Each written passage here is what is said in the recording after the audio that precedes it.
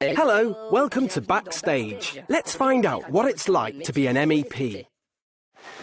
754 MEPs work in Parliament on behalf of the 500 million Europeans who elect them. So these MEPs represent us. But what exactly do they do? I followed a young MEP who arrived in 2009. Let's go to her office in Brussels. Hello, Blink. Hello. Bonjour, Blink. Bienvenue. I'm Maria Nedelcheva, a Bulgarian MEP in the EPP.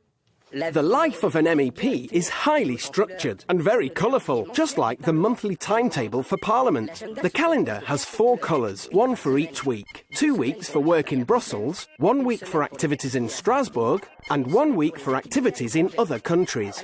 What does an MEP do in the 2 weeks in Brussels? In the first week, the political groups meet to discuss their common position on various issues that they will look at in parliamentary committees.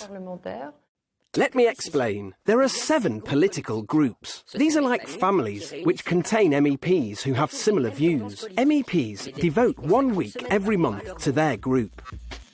And then there are about 20 parliamentary committees. Each one works on a particular area of European policy, and each MEP belongs to at least 2 of them.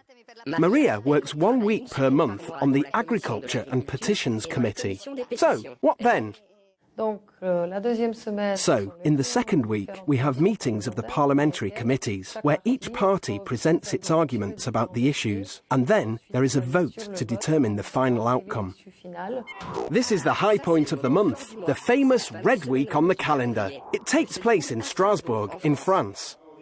Once a month, the whole Parliament, with our assistants and all our files, moves here to Strasbourg. Remember that Parliament has 2 official seats. Once a month, the MEPs meet for a final discussion on the issues that have already been discussed in the political groups or in parliamentary committees. And this is where voting happens, which is the most important part of democracy. Maria, we followed you to the hemicycle. Here, the MEPs debate the issues that affect us all. Then, they vote on European laws. And then we lost you in the crowd because in a plenary session for important votes, it's packed. Maria, where have you gone? Oh, look, there she is, being a celebrity. Hang on, I'm the special reporter in Parliament today. What's your aim when you talk to the media? Do you meet them often?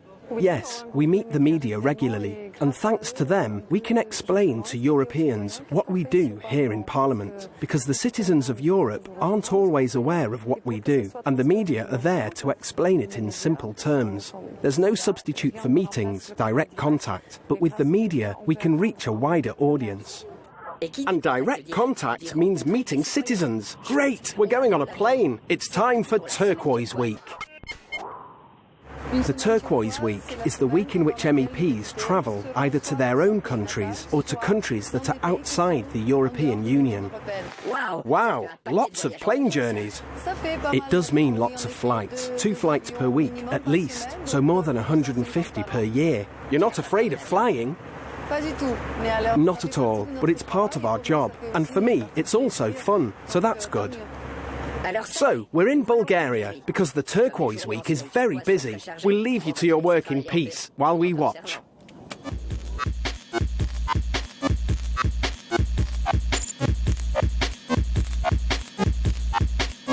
Wow. Busy. Visiting the Centre for Democracy in Sofia, meeting energy specialists, meeting her political party, meeting young people from her region, and that's not all. Meeting the press again and farmers from her region.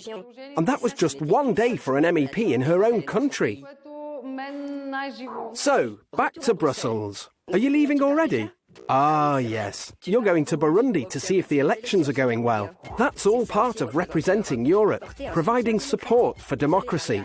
Sorry, Maria, we won't follow you there. I've heard you have to wear a bulletproof vest. Bye.